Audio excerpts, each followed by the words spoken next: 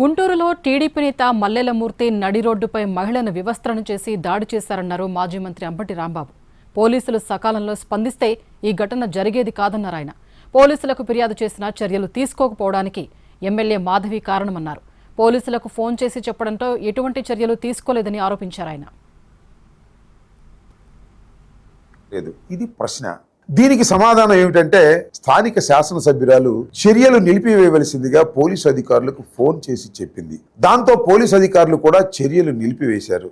ఇంతటితో కథ ముగిసి ఉంటే తర్వాత జరిగిన ఘోరమైన సంఘటన జరిగి ఉండేది కాదు. నా మీదే పోలీస్ స్టేషన్లో ఫిర్యాదు చేస్తారా, నేను తెలుగుదేశం పార్టీ నాయకుణ్ణి అని అహంకారంతో ఆ వార్డు టీడీపీ సెక్రటరీ మరింత రెచ్చిపోయాడు. అంతేకాదు బాధితురాలను నడిబజారులో వివస్త్రణ చేసి అత్యంత దారుణంగా అవమానించారు. ఈ ఘటన జరిగిన వెంటనే బాధిత కుటుంబం మరోసారి పోలీస్ స్టేషన్ కు వెళ్లి ఫిర్యాదు చేసింది. మరుసటి రోజు వరకు కేసు నమోదు కాలేదు. శాసనసభ్యురాలే స్వయంగా ఫోన్ చేసి కేసు నమోదు చేయవద్దని పోలీసుల్ని ఆదేశించింది.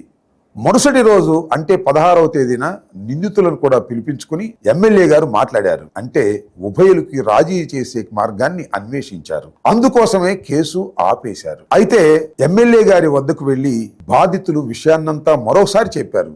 ఆధారాన్ని బయటకు వచ్చిన తర్వాత గత్యంతరం లేక పోలీసులు ఎఫ్ఐఆర్ నమోదు చేశారు. అప్పుడు మాత్రమే గల్లా మాధవి శాసనసభ్యురాలు పోలీసులకు ఆదేశించారు కేసు రిజిస్టర్ చేయమని. అసలు విధుల్లో ఈ స్థాయి నిర్లక్ష్యం ఎందుకు జరిగింది? బాధితులు ఫిర్యాదు చేసిన వెంటనే కేసు ఎందుకు నమోదు చేయలేదు? పోలీసుల స్పందనలో ఇంత ఆలస్యం ఎందుకు జరిగింది? ఈ ప్రశ్నలకు సమాధానం కావాలి. ఈ ప్రశ్నలకు సమాధానం స్థానిక శాసనసభ్యురాలు. ఈ వ్యవహారంలో స్థానిక శాసనసభ్యురాలు పాత్ర ఏమిటి అనే అంశంపై కూడా పూర్తి స్థాయి నిష్పాక్షిక విచారణ జరపాలి. పోలీసులు సరైన సమయంలో స్పందించకపోవడానికి బాధ్యులు ఎవరు? స్థానిక శాసనసభ్యురాలు. పోలీసులు